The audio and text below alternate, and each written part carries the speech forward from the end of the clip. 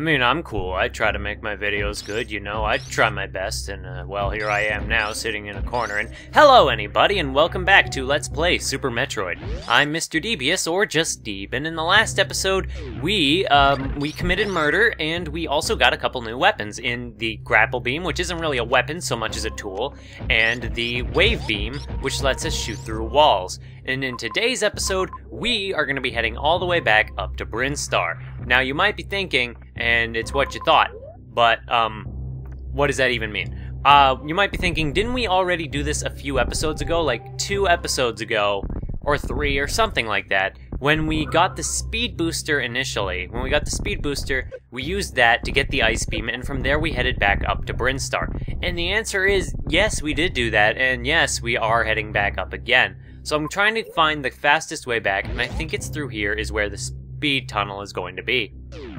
So we're going to be heading back up through here, and I think this is the fastest route that affords us a path back to Brinstar. This is kind of where the game, it cycles back again for a 3rd time. Incidentally, this is a great room for recharging power bombs if you need to do it, because those bugs reliably drop them, and the speed booster immediately kills them. Not going to save there because that would be silly, and yeah, so that is a good room to restock on things. So yeah, we're going to be heading up, and we're going to be going back to Brinstar, as I said, and from there we are going to be taking the same path all the way back up to Crateria, where our ship is, because if you remember from a few episodes ago, when we went back up there the first time, there was an area where the path split, and we could go the other way now that we have the grapple beam. On our way back up, I'm going to check to see if there is anything we can get with the grapple beam, and the answer is there are a couple of things we can actually get. So I'm going to be working on getting those. First things first, not going to look at the map as I do this because I look at the map a little too much. And before I actually go up further, one of the cool things in this game, one of the really cool moments in this game is right here, and you can actually do this as soon as you get power bombs. If you've been going through rooms and using your power bombs to check if there are any secrets, and you use a power bomb in this tube, the Meridia tube, this happens. That is really cool, and the reason I show this off now is to show off that you can do this. If you blast open this door, I do believe that this will actually be a save station that is underwater. Now, I'm not going to be using this save station because we just started the episode a little bit ago, but this is kind of your first introduction to controlling underwater and underwater platforming, which you might notice right away really sucks. Like, it is not fun, and it is not easy, nor is it, you know, enjoyable to do, and oh my god, this is extremely frustrating. So it won't take long for you to realize that this is a mess. You can try to go up if you want and go through this area in the underwater, but you're better off not doing that because you'll just have a miserable time trying to get through the water, and you'll realize you probably shouldn't be here yet, and the game is not supposed to be that sluggish and that annoying and frustrating. So yeah. Also, even though this is not the Meridia music that's playing right now, I do believe it is the music that plays in Torvus Bog in Metroid Prime 2 Echoes, which was the underwater section of the game, and which pretty much everyone hated. So I'm just making sure we're going on the right path. So yeah, that was the reason for my confusion of the 2 themes, is that they're both kind of, you know, this is a very aquatic ambient theme, and it was used in an underwater area in the next game. And, well, that was my... And comparing it to the actual Meridia theme, which we aren't going to hear yet, I do believe that this theme is actually better. So now that we have the grapple beam, we're going to be finally blowing open this door, which we could have done earlier. By the time you come here the first time, though, you can't go all the way through this room. You can come here as soon as you get power bombs, but you shouldn't come here until you get grapple beam. However, the nature of the game kind of... You're going to come here before you get the grapple beam, but now that we have it, we want to come here. And I think that it's actually necessary to come here based on how the events of the game are going to unfold. So we grapple across this whole thing, and grappling is pretty much necessary for you to hold the R button in order to constantly aim up. So we come into this room, and what's going to be in here but all these weird blocks? This room is really weird. So just for, you know, effect, we see that this happens, and we can't get up through there. However, this thing moves up, so we use a bomb to get it to move up. And this room is just kind of weird in composition with these weird blocks. And you might be wondering what that weird thing is. It looks like a drill or something. This is actually the X-ray scope. This is a good item and a bad item. It's kind of a mixed bag, and it's actually kind of necessary, I feel. It's really cool in concept because when you use it, you hold down the B button, which is your run button, and you can see all the blocks that are fake or hidden or have special effects. Like that's a bombable block, and all the blank spaces are things you can go through. And you kind of need to use it to get out of this room, otherwise you're going to bomb around like a maniac. This is really cool because it saves you power bombs and a lot of trouble in rooms where you're not sure if there's a hidden power-up or not. However, there are a couple of downsides to this power-up. There are no secrets in this room, by the way, which is kind of dumb considering you get the X-ray scope, and you're probably likely to look around this room with the X-ray scope looking for hidden power-ups, but there simply are none that I'm aware of, and I might miss some as I've been missing power-ups already, but I digress. Incidentally, if you shoot these firefly enemies, it will get darker in this room, like so. So don't shoot too many of them or else you're going to be platforming kind of blind. Anyway, the bad thing about the X-ray scope is that now that you have it, I think that they kind of designed some of the upcoming areas around having it. So it feels a little forced. It feels like some of the puzzles from this point out get a little, you know, now you have no excuse to not check every tile. So I'm going to head back up to that dot, to where that dot is. It's going to be heading back up to the pink room. So I'll see you there.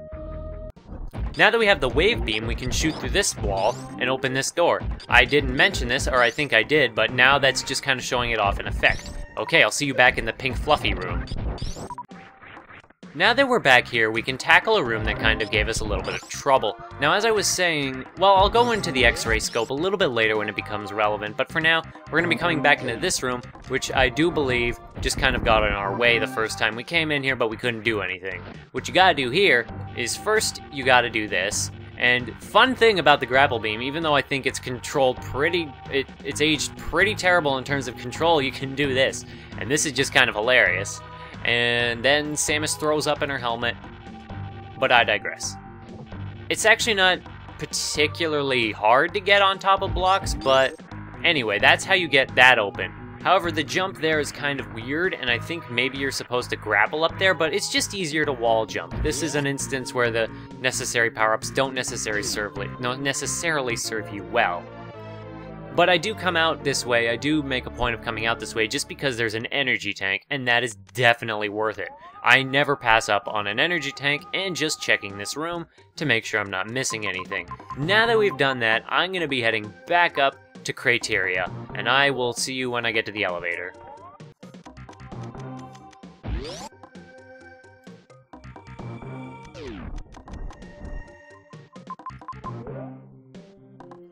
Actually, hold that thought. I'm not going to do that yet, because there is one more thing I can do here. And that's aside from this extremely long shaft that pushes Samus up into the air with all of its glory. Why is this here? What is it? What purpose does it serve other than to get you out of this room? This is kind of a little bit silly about Metroid worlds, is they're usually they feel very gamey at times. They feel very video gamey, like this was not designed to be realistic, which is, you know, it's not a big problem, but whatever. So there's this other thing we could platform across now that we have the grapple beam, and that will net us a missile. Yeah. Now if you bust out your fancy new X-ray scope here, you can find out that there are power bomb walls here. And yes, this is kind of an annoying pattern. Now that you have the X-ray scope, you're kind of almost expected to scan every area that you can, and it's a little bit annoying. So we got all these spikes in this room, and I think whatever is in here is worth it, but I can't remember off the top of my head what is in here. I think it's a power bomb. Don't even need an X-ray scope to find this. Don't even need an X-ray scope to find that block, and I was right. Get a power bomb. I don't usually sing to themes in games, but you hear that theme so much, it's kind of funny, especially when you hear it multiple times in a row. And now we have our path out of here, and it's kind of funny that they make you use the X-ray scope to kind of figure out where you're supposed to go in here as well. Now just making sure that I'm not missing any power-ups in any of this mess. Now what you have to do here is, well, that automatically does that. I thought you had to morph ball in midair, which I've done a few times already, admittedly, but, well, I digress. Now I will be heading back down into Crateria through that elevator, which means going back through the Mother Brain area. So I will be going through there. Okay.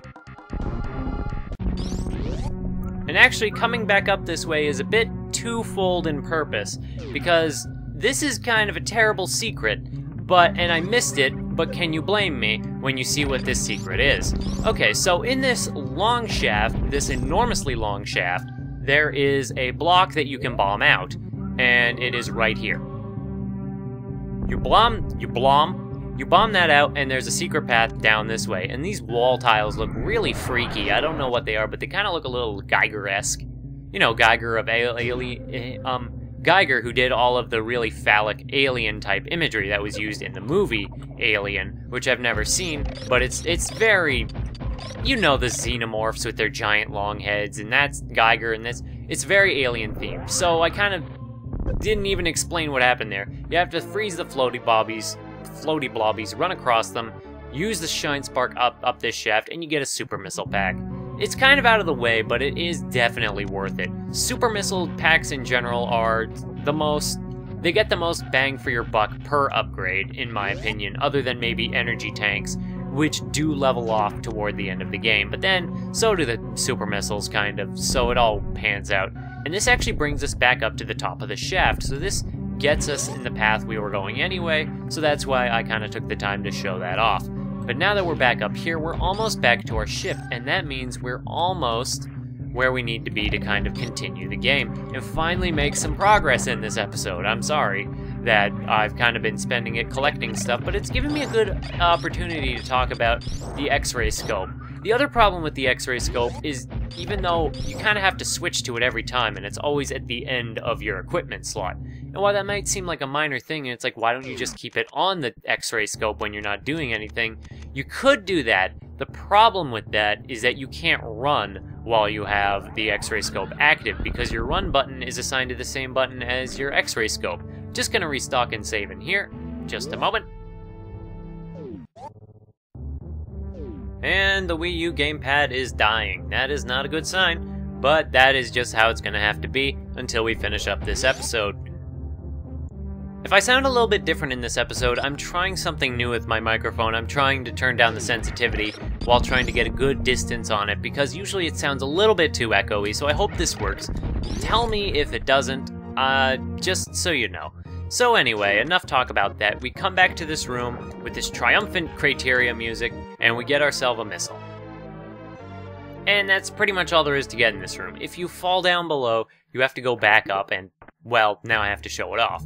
And you get more of this sluggish, awful water controls. So you come back up here, and now we just grapple across like it's nothing. Now, even though these blocks are cracked, they actually take a fair amount of time before they crumble out, like that. So you actually have more time than you might think initially. They're a lot more sturdy than the crumbly blocks, at least. So we come in here, and there's something up there, but we can't get it yet. And there's a bunch of stuff over here. There's some weird platforms that are out this way, and I'm gonna just come down into the water real quick, because there is a power-up that we can get down over here. And I think we actually need to use power bombs. Or did we? I'm not sure. Except we can't actually get it yet because we can't bomb jump underwater. So that's great. That is just fantastic. But now we know that it's there, so we'll pick it up later. So this is mainly what our grapple beam is going to help us with, and this next area is actually going to combine both the grapple beam and the X-ray scope. But we're going to be carefully platforming across here. And actually, if you're really good with jumping and wall jumping, you can do this area without the grapple beam. And this whole area basically becomes... You can beat the game without the grapple beam, is what I'm trying to say. So you can do this whole area, which is necessary without getting the grapple beam, but it's very hard and not worth the time. But we come in here in this spooky area. There's kind of a lack of music, and there are these weird bug things crawling around, and it's all dark in here. It's all dark and rotten. Welcome to the wrecked ship.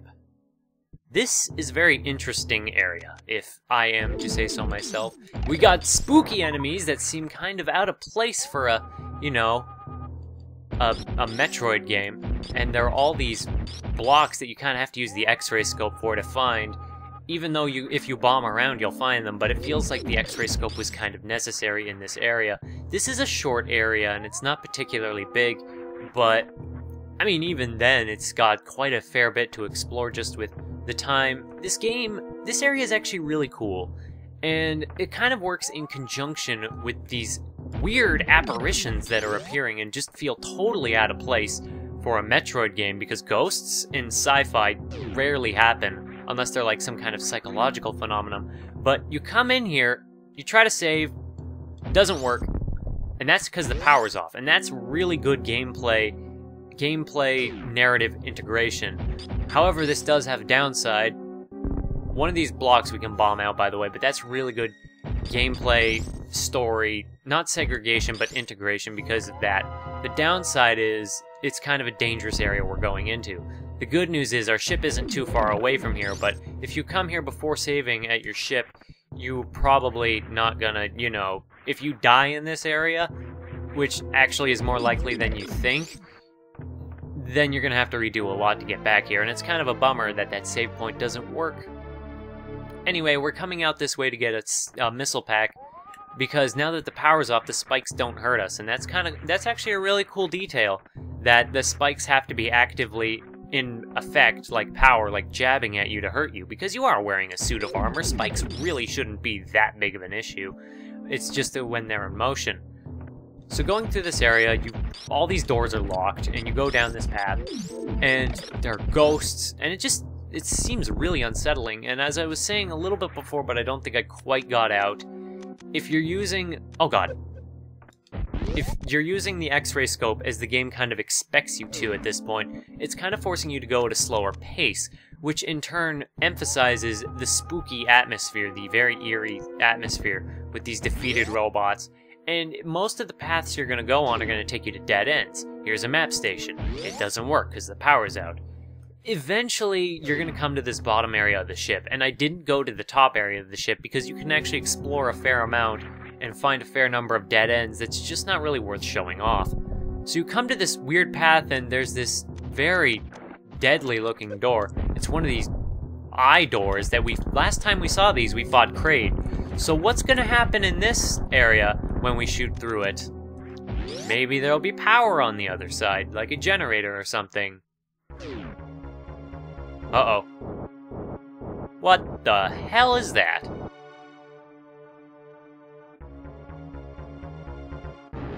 It's a ghost. It is a ghost alien. It is Phantoon. This is the second end area boss of the game. This is actually a really cool boss. He's like a weird skull brain thing with an eyeball in his mouth who drops fireballs on you, and he's a ghost, and he's a really unique enemy actually in this game, and for a number of reasons. So this is the second major end boss, Phantoon, who actually has a number of things I could say about him. He appeared in Other M, but I'm not going to go into that because that's a much different game from this one. He's a ghost, but it's also kind of implied that all of his illusions and hauntings are kind of psychological in nature. It's never made clear, and he's kind of one of the more enigmatic Metroid characters. Can you really call him a character? Well, apparently, because he's one of Mother Brain's lieutenants or something. So one of the cool things about this fight is depending on what weapon you have active, Phantoon will switch up his fight style. So we were shooting him with the just the arm cannon and the energy cannon, and he was like teleporting from side to side, dropping walls from the ceilings. Now that we have missiles equipped, he's going to change up his pattern a little bit. Aside from this basic, he goes through a round of dropping fireballs, and then eventually he'll show up. He doesn't offer his weak point often. He doesn't have a ton of HP, but this is the pattern he does when you have the missiles out, I do believe. I think.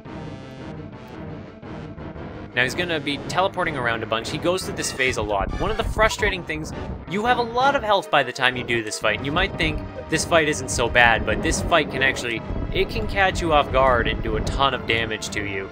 You can get health from shooting out the fireballs, but other than that, you know, this is a tougher fight than it looks because these enemies do a fair amount of damage. Now, if you equip super missiles against this guy when you fight him, yes, they do a massive amount of damage, but I think this is the third variation on his attack patterns. And thank you to Smog Wastikin for telling me about the variation in his patterns depending on your equipped weapon, because I wouldn't have remembered that otherwise. So you shoot him with a super missile, and I'm not sure if he's gonna... There it is. This is the most difficult pattern to avoid. It's very hard to sneak through, and that's your punishment for using the super missiles to try and cheese the fight. So I'm gonna switch back to the energy beam because we nearly have him as it is. So we're just gonna... Ow!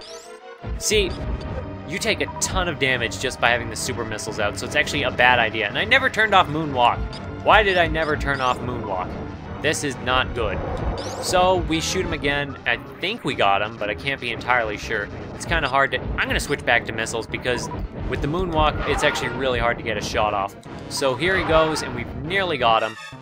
Enemies turn a brilliant shade of... I don't know why that's funny, but enemies turn a very bright color before they die. But now that we've finally got him, look at how much damage he did to us. And that wasn't even me, like, playing bad on purpose, kind of like I did with Kraid. He's a tough boss fight. We finally defeat him. He phases out. He's just the weirdest boss in this game. And the power comes back on. Now you might be thinking, what's your reward for this? Your reward is being able to explore the ship and putting the power back on, which is good because it lets you explore new paths, which is bad because now everything in the ship is alive again. And not all of it is your friend, like this little waddly guy. Oh boy. However, I'm going to, well... First I'm going to download the map data, and then I'm going to go save, and then I'm going to call that an episode, because that was a fairly meaty moment. That was fairly meaty. That we got to fight a boss. We did a fair amount in this episode, actually, in terms of picking stuff up. And we got a bit more map data of the wrecked ship, which is actually not all of it. But yeah, Phantoon is a very interesting enemy. Maybe this was his ship. Why is he aligned with Mother Brain? Why is the wrecked ship here? All we know is that he was draining the power to this place for some reason. He was keeping the power off. Probably like some kind of energy sucker. And of course, after you defeat him, all the ghosts stop appearing and they're done. Kind of a pain to get back up here. However, we can see that there is a secret room through here. Where is it? Oh. This door was locked before, but now we can get through here. And we are going to get through here because we want to get a power-up just to clean it up before the end. And it's a super missile. This is your initial reward for beating Phantoon, I guess. But I digress. Episode's been going on a while, so I'm going to start closing it out. As I've said before, a wrecked ship, when you're in the wrecked ship for your first time, it always helps to kind of check around with the X-ray scope, because this area has a ton of hidden blocks and stuff that you can break. Which, you know, makes sense, because the wrecked ship is wrecked. It makes sense that there would be a lot of unstable blocks and things. Flashing doors indicate where you can go where you couldn't go before, but we want to go up. We don't want to go through that door yet because we can't get very far through that door, and you'll find out why in the next episode. So yeah, this episode, we came to the wrecked ship, we picked up a whole bunch of cool power-ups along the way, and we are going to be saving and quitting there. So if you'd like to see more of the wrecked ship now that it's not so spooky, then I just hope to see you in the next one. Bye-bye!